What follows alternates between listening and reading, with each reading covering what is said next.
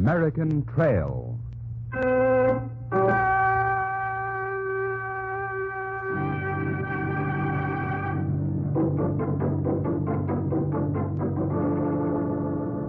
American Trail, blazed in blood, defended in blood.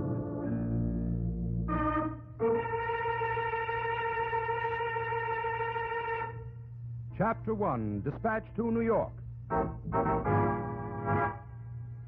1776. There is no longer room for hope. If we want to be free, we must fight. I repeat, sir, we must fight. An appeal to arms and the God of hosts is all that is left to us.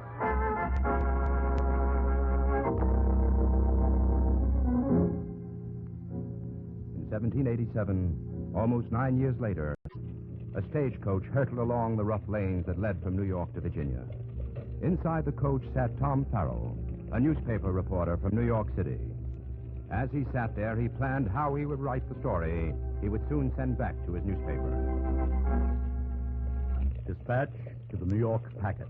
Date line, March 18th, 1787. Your humble servant, being considered by his betters fit to report the events to occur in Philadelphia in May of this year, and having at his disposal a few weeks to spare, is now taking opportunity to travel by stagecoach to Virginia, there to interview one Patrick Henry, an aggressive opponent of the new American Constitution.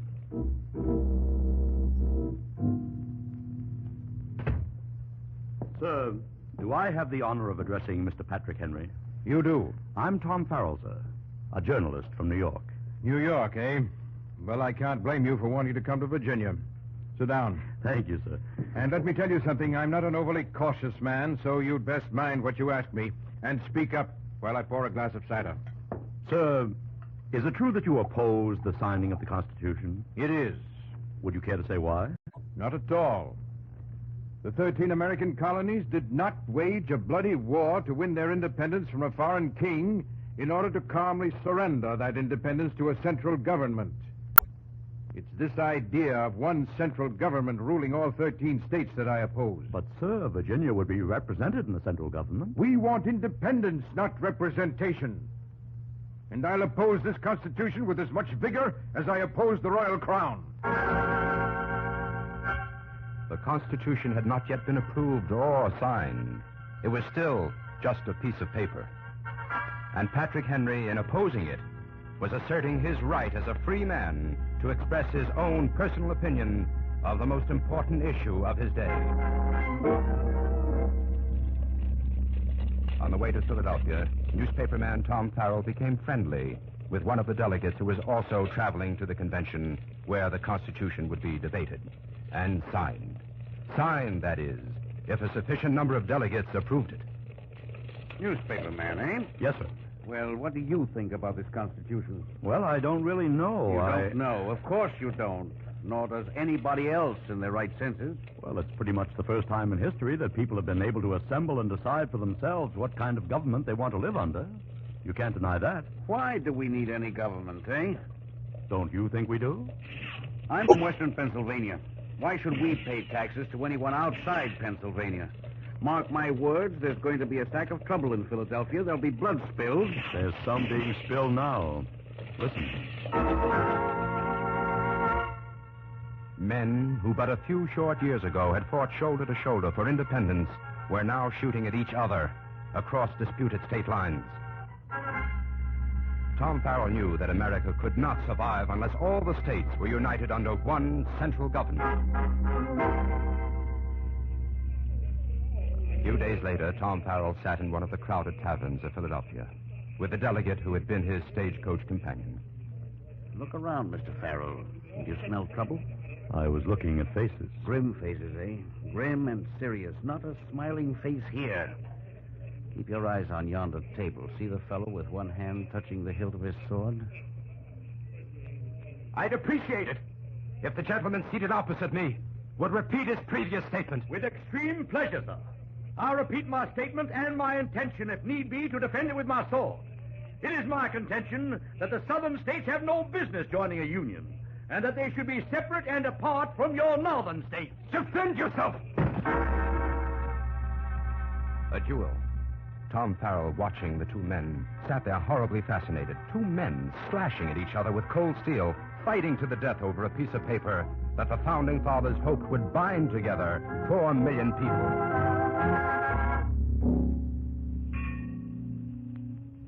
It was night, and Tom Farrell walked alone.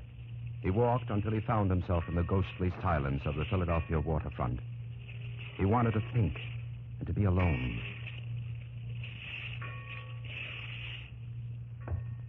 Good evening to you, sir. Huh? Oh, good evening. A real bit of pleasure seeing a living soul down here. It's like a graveyard. Aye, lad. It's dead all right. Look for yourself. American ships, a good dozen of them lying there idle, empty of cargo and their timbers rotting. But why? Why aren't they loading cargo and sailing? You should know that, lad. Foreign countries will have nothing to do with us. In their eyes, we're not a proper nation. They didn't recognize us. Now, what is General Washington going to do about that, sir? I don't know. I wish I did. What about those other fellas? Madison, Monroe, Hamilton, all the rest of them. What are they going to do about American ships lying idle?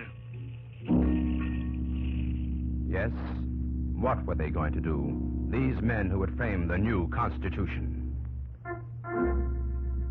In early May, Farrell was granted an interview with a very old but a very great man who had seen more of the world than any other living American statesman of his time.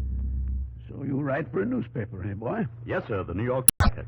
Well, I do a little writing myself. Here, let me pour you some tea. Thank you, sir. And make yourself comfortable, Tom. Sir, I was just reflecting. When I'm married and have children, it'll be something for me to talk about. That I sat drinking tea with the great Benjamin Franklin. Oh, you better keep it to yourself. They're calling me an old fool, saying I'm in my second childhood. They say I'm too old to know what I'm doing. Confound me, Tom, I'm not a day over 80. Pardon, sir? Well, let's say 81. You look just fine, Mr. Franklin. I do, don't I? Now look at this new coat of mine. Tailored in Paris. First time I've worn it since I came back from Europe. Elegant, sir. Extremely elegant. Well, now you have some questions, I suppose. Fire away. Sir, are you satisfied with the Constitution in its present form? After all, it isn't the way you originally drafted it. No, it isn't. I must confess there are several parts of it that I don't approve. But a document of that sort cannot please everybody. When you assemble a number of men to have the advantage of their combined wisdom, you inevitably assemble with those men all their prejudices, their mistaken opinions, their local interests, and sometimes selfish viewpoints. That's very true, sir. But you know, Tom, it astonishes me to find this Constitution, with all its margins for error, so near to perfection. I believe we can build a fine nation if we follow this charter, and we must.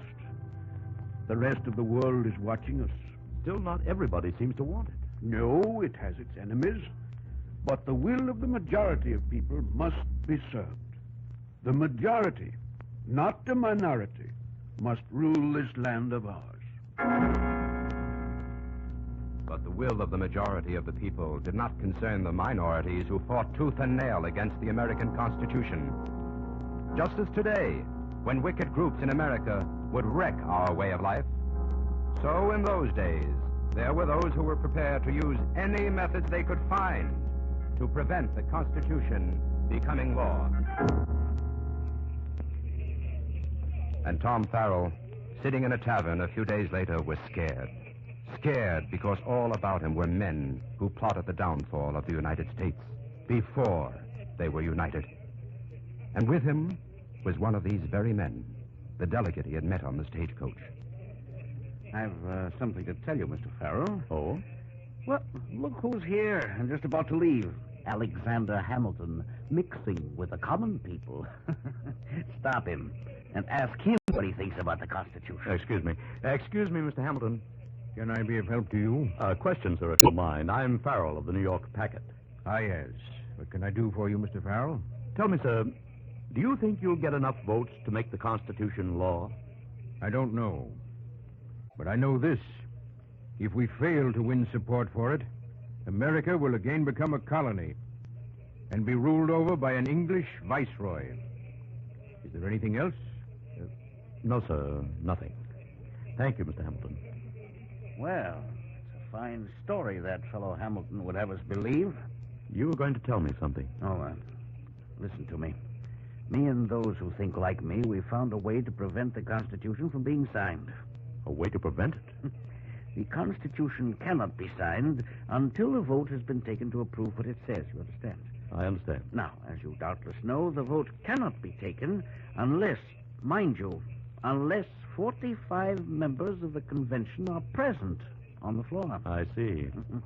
Yes, I think I understand. It's simple. Enough of us intend to stay away from the convention just to make sure there will never be 45 members present, so no vote will ever be taken.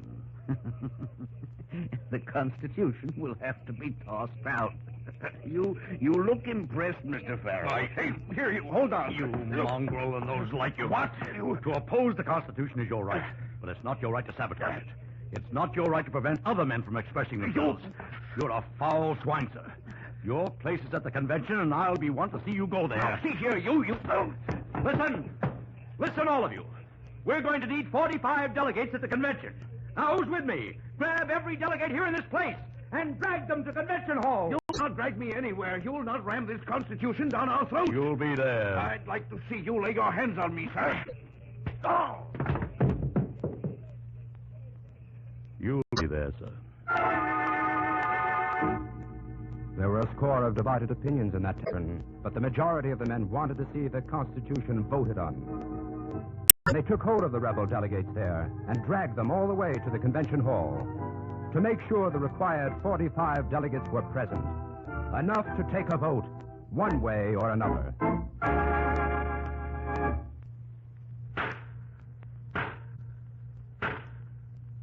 The Constitution faced life or death.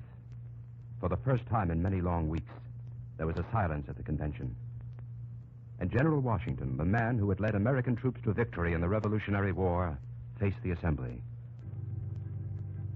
We who are gathered here must now determine by a vote once and for all whether or not this document, called by us the American Constitution, shall decide for this generation and all those to follow a way of life dedicated to individual liberty and the security of all the states.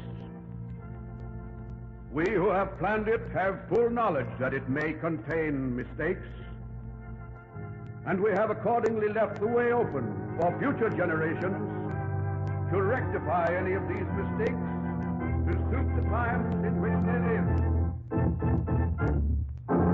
A few hours later, Tom Farrell wrote the final paragraphs of the story he would send to New York.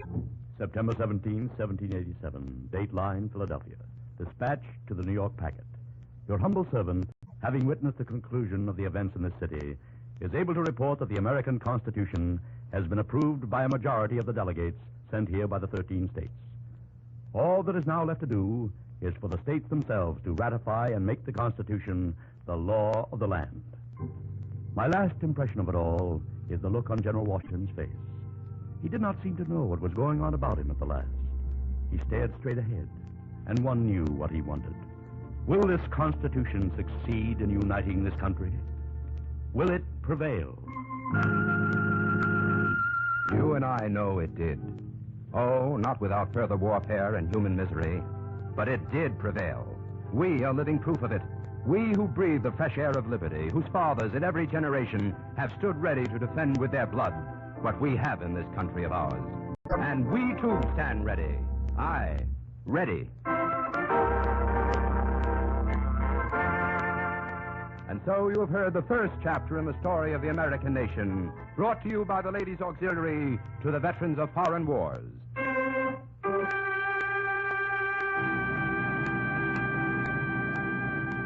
Next week, another story to make you proud of this great country of ours as we follow the American Trail.